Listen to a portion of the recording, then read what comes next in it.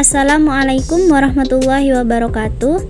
Kami dari kelompok 2 mata kuliah pengembangan kurikulum matematika. Pada video kali ini, kami akan melakukan presentasi yang berjudul Prinsip-prinsip pengembangan kurikulum matematika. Sebelumnya, izinkan saya memperkenalkan anggota kelompok 2 yang terdiri dari saya sendiri, Dewi Rahmawani, kemudian Ila Dewi Masitoh, kemudian Muhammad Taufik Ramadhani, dan yang terakhir ada Santi Mujiana. Langsung saja, pemaparan materi pertama akan disampaikan oleh saya sendiri. A. Pengertian pengembangan kurikulum. Pengembangan kurikulum adalah proses memaksimalkan pelaksanaan kurikulum dalam mencapai tujuan pembelajaran yang ditetapkan, sebagaimana dalam kurikulum yang ditetapkan pemerintah setelah dilaksanakan dalam waktu tertentu. Biasanya, pengembangan kurikulum ini adalah proses pembaruan kurikulum setelah dilakukan evaluasi kurikulum yang telah dilaksanakan. Bisa saja dilakukan atas kebijakan pemerintah dan juga dapat dilakukan oleh pihak sekolah bersama dengan guru dalam mendukung optimalisasi pelaksanaan kurikulum pendidikan di sekolah dan di luar sekolah terhadap perkembangan anak didik. Jadi, pengembangan kurikulum ini biasanya identik dengan proses pembaruan kurikulum yang dilakukan setelah dilakukannya evaluasi pada kurikulum sebelumnya. Kurikulum sendiri adalah salah satu aspek yang sangat berpengaruh secara signifikan terhadap keberhasilan pendidikan nasional. Keberadaan kurikulum merupakan salah satu komponen yang memiliki peran strategis dalam sistem pendidikan. Umar Hamalik mengatakan, setidaknya terdapat 3 peranan strategis yang diemban oleh kurikulum dalam dunia pendidikan. Yang pertama ada peran konservatif, yang kedua ada peran kreatif, dan yang ketiga ada peranan kritis.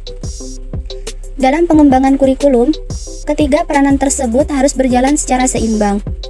Karena kurikulum yang terlalu menonjolkan peran konservatifnya akan cenderung membuat pendidikan ketinggalan oleh kemajuan zaman. Sebaliknya, kurikulum yang terlalu menonjolkan peran kreatif dapat membuat hilangnya nilai-nilai budaya masyarakat. Nah, khususnya di Indonesia nih, pengembangan kurikulum dimaksudkan agar pendidikan dapat menyesuaikan perkembangan zaman dengan tanpa meninggalkan nilai-nilai budaya masyarakat yang luhur. Nah, yang perlu kalian ketahui, Indonesia merupakan salah satu negara yang cukup banyak mengalami perubahan dan pengembangan kurikulum. Terhitung, pemerintah pernah menjalankan pergantian kurikulum sebanyak 10 kali, yang dimulai dari kurikulum tahun 1947 sampai pada kurikulum tahun 2013. Dengan demikian, pengembangan kurikulum menjadi sebuah keharusan dan berlaku sepanjang hidup. Prinsip-prinsip dalam pengembangan kurikulum harus mampu dievaluasi dan diterapkan sebagai usaha pembenahan guna mewujudkan tujuan pendidikan nasional yang telah dicita-citakan bersama. B. Sumber prinsip pengembangan kurikulum. Pada dasarnya, prinsip pengembangan kurikulum didapatkan dari beberapa sumber-sumber. Dalam kajian tentang sumber-sumber prinsip pengembangan kurikulum, Peter F. Oliva mengemukakan bahwa pada prinsip pengembangan kurikulum, paling tidak ada 4 sumber yang menjadi acuan sebuah pengembangan kurikulum, yaitu data empiris atau empirical data, data hasil penelitian atau experimental data, kisah rakyat atau folklore kurikulum, yang menyangkut tentang keyakinan masyarakat dan nilai-nilai yang ada di dalamnya, serta pemahaman bersama atau pengertian umum yang ada dalam suatu masyarakat atau common sense. Berdasarkan sumber-sumber pengembangan yang dikemukakan tersebut, dapat dikategorikan bahwa hanya 2 sumber yang menjadi prinsip pengembangan kurikulum, yaitu sumber ilmiah dan sumber non-ilmiah. Sumber ilmiah sendiri didapat dari data-data dari kegiatan yang bersifat ilmiah, seperti halnya penelitian, data-data empiris tentang kelemahan dan kekurangan kurikulum sebelumnya, informasi faktual, dan sebagainya. Sedangkan sumber non-ilmiah didapat dari hal-hal yang bersifat non-ilmiah seperti cerita rakyat, legenda, mitos, dan sebagainya yang telah menjadi keyakinan umum oleh suatu masyarakat dan dimiliki nilai-nilai tertentu di dalamnya. Sedangkan menurut Sukma Dinata dalam bukunya Pengembangan Kurikulum Teori dan Praktek menyebutkan beberapa sumber pengembangan kurikulum diantaranya ialah 1. Kehidupan dan pekerjaan orang dewasa. Maksudnya, di mana isi kurikulum disesuaikan sebagai persiapan anak untuk menjalani kehidupan dan pekerjaan orang dewasa. Yang kedua, budaya masyarakat, termasuk di dalamnya semua disiplin ilmu yang ada sebagai pengetahuan ilmiah, nilai-nilai, perilaku, benda material, dan unsur kebudayaan lainnya. Jadi, pengembangan kurikulum ini akan disesuaikan dengan budaya masyarakat. Yang ketiga, anak sebagai pusat atau sumber kegiatan pembelajaran. Perhatian dalam penyusunan pengembangan kurikulum ini bukan sesuatu yang akan diberikan pada anak, tapi bagaimana potensi yang ada pada anak dapat dikembangkan secara optimal. Jadi kurikulum ini akan mendukung pengembangan potensi yang ada pada anak tersebut. Yang keempat, pengalaman penyusunan kurikulum sebelumnya, baik sesuatu yang negatif maupun hasil evaluasi positif atas pelaksanaan kurikulum sebelumnya. Jadi, pengembangan kurikulum ini akan mengacu pada kurikulum sebelumnya, pada hasil evaluasi kurikulum sebelumnya, baik itu hasil yang positif maupun hasil yang negatif. Yang kelima, tata nilai di masyarakat, termasuk nilai-nilai apa saja yang akan diajarkan di sekolah atau dalam pelaksanaan kurikulum. Yang keenam, kekuasaan sosial politik tertentu termasuk lembaga, arah kebijakan, dan produk-produk politik berupa peraturan perundang-undangan yang berlaku. Baik, di sini saya akan menjelaskan tentang macam-macam prinsip pengembangan kurikulum, yakni yang terdiri dari prinsip umum dan prinsip khusus. Yang pertama yakni prinsip umum. Prinsip umum terdiri dari yang pertama yakni prinsip relevansi, yang kedua prinsip fleksibilitas, yang ketiga prinsip kontinuitas, yang keempat prinsip efisiensi, dan yang terakhir atau yang kelima yakni prinsip efektivitas. Selanjutnya yakni prinsip khusus. Yang pertama prinsip penentuan tujuan pendidikan, yang kedua prinsip pemilihan isi pendidikan atau kurikulum, yang ketiga prinsip pemilihan proses belajar mengajar, yang keempat prinsip pemilihan media dan alat mengajar, dan yang kelima atau yang terakhir prinsip berkenaan dengan penilaian. Selanjutnya yakni faktor-faktor yang mempengaruhi perkembangan kurikulum, yakni yang pertama perguruan tinggi. A. Pengembangan ilmu pengetahuan dan teknologi yang dikembangkan di perguruan tinggi umum.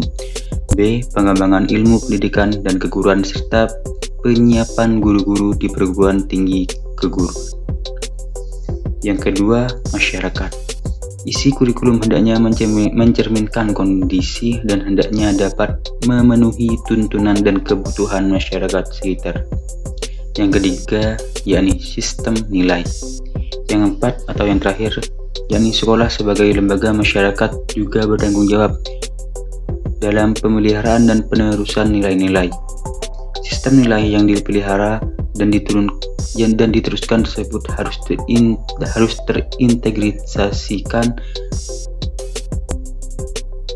dalam kurikulum. Jadi dalam pengembangan kurikulum ada banyak hal yang harus diperhatikan. Bagaimana prinsip-prinsipnya, tidak bisa melakukan pengembangan kurikulum begitu saja tanpa mempengaruhi prinsipnya. Terima kasih. Selanjutnya adalah perkembangan kurikulum matematika di Indonesia. 1. Kurikulum tahun 1968. Secara umum, ketentuan-ketentuan dalam kurikulum 1968 adalah A. Bersifat correlated subject kurikulum. B. Jumlah mata pelajaran untuk SD 10 bidang studi, SMP 18 bidang studi, SMA jurusan A 18 bidang studi, SMA jurusan B 20 bidang studi, SMA jurusan C 19 bidang studi. Yang C, jurusan SMA dilakukan di kelas 11. Kemudian ada kurikulum tahun 1975. Nah, kurikulum tahun 1975 merupakan perubahan dari kurikulum 1968. Secara umum, ketentuan-ketentuannya adalah A. Bersifat integrated curriculum organization. B. SD mempunyai satu struktur program terdiri atas 9 bidang studi. C. Pelajaran ilmu alam dan ilmu hayat menjadi pelajaran ilmu pengetahuan alam. D. Pelajaran ilmu aljabar dan ilmu ukur menjadi pelajaran matematika. E. Jumlah mata pelajaran SMP dan SMA menjadi 11 bidang studi. F. Penjurusan SMA dibagi 3, IPS, IPA, dan Bahasa, dimulai pada permulaan semester 11. Selanjutnya ada kurikulum tahun 1984. Pada tahun 1984, pemerintah merubah kurikulum tahun 1975 menjadi kurikulum baru, yaitu kurikulum tahun 1984. Menurut Subando, alasan dalam menerapkan kurikulum baru tersebut antara lain adanya syarat materi, perbedaan kemajuan pendidik antara daerah dari segi teknologi, adanya perbedaan kesenjangan antara program kurikulum di satu pihak dan pelaksana sekolah, serta kebutuhan lapangan di pihak lain, belum sesuainya materi kurikulum dengan taraf kemampuan anak didik. Yang selanjutnya, ada kurikulum 1994. Nah, kurikulum tahun 1994 merupakan perubahan dari kurikulum tahun 1984. Edition mengemukakan bahwa konsep CBSA yang elok secara teoritis dan bagus hasilnya di sekolah-sekolah yang diuji cobakan mengalami banyak deviasi dan reduksi saat diterapkan secara nasional. Sayangnya, banyak sekolah kurang mampu menafsirkan CBSA. Yang terlihat adalah suasana gaduh di ruang kelas lantaran siswa berdiskusi. Di sana-sini ada tempelan gambar, dan yang menyolok guru tak lagi mengajar model berceramah. Kurikulum kelima yang pernah ada di Indonesia yaitu kurikulum berbasis kompetensi atau KBK. Menurut Supriyadi, beliau mengemukakan ciri-ciri penting dari kurikulum yang satu ini. Di antaranya yang pertama, kurikulum ini dikembangkan berdasarkan kompetensi tertentu, jadi diberi nama kurikulum berbasis kompetensi. Yang kedua, kurikulum ini berpusat pada anak sebagai pengembang pengetahuan. Yang ketiga, terdapat penekanan pada pengembangan kemampuan pemecahan masalah seperti kemampuan berpikir logis, kritis, penalaran, dan komunikasi. Yang keempat, cakupan materi untuk SD. Yang kelima, cakupan materi untuk SLTP atau sekarang yang disebut SMP. Yang keenam, cakupan materi untuk SMU atau SMA. Yang ketujuh, secara garis besar, kurikulum ini mencakup 3 komponen, yaitu kompetensi dasar, materi pokok, dan indikator pencapaian hasil belajar. Yang kedelapan atau yang terakhir, kemampuan pemecahan masalah serta penalaran dan komunikasi bukan merupakan pokok bahasan tersendiri, melainkan harus dicapai melalui proses belajar dengan mengintegrasikan topik-topik tertentu yang sesuai. Jadi selain itu, pembelajaran pada kurikulum berbasis kompetensi tidak hanya melihat hasil belajar, tetapi juga memperhatikan proses belajar siswa. Yang keenam, yaitu kurikulum tingkat satuan pendidikan atau KTSP. Menurut Anand Z.A. yang dikutip oleh Edison, penyebab berubahnya kurikulum 2004 atau KBK ke kurikulum KTSP adalah penyempurnaan KBK menjadi KTSP disebabkan KBK tidak menunjukkan hasil yang signifikan karena berbagai faktor. Yang keenam, kurikulum tingkat satuan pendidikan atau KTSP.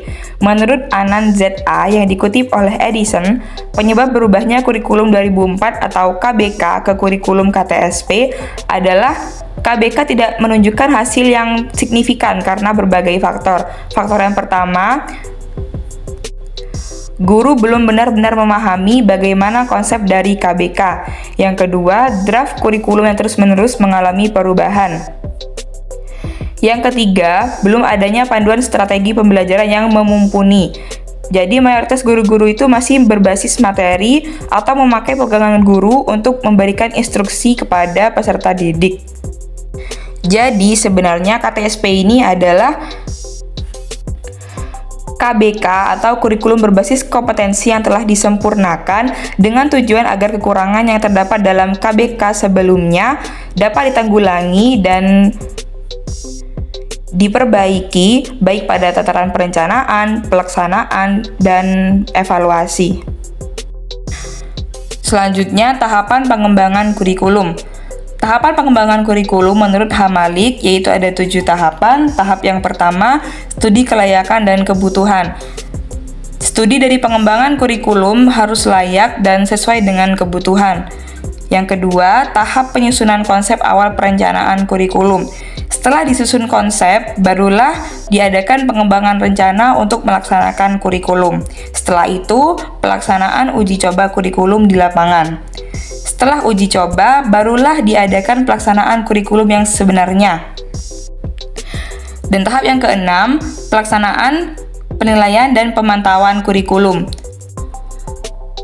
Penilaian dan pemantauan ini bertujuan untuk perbaikan dan penyesuaian, yaitu di tahap ke-7 atau tahap yang terakhir.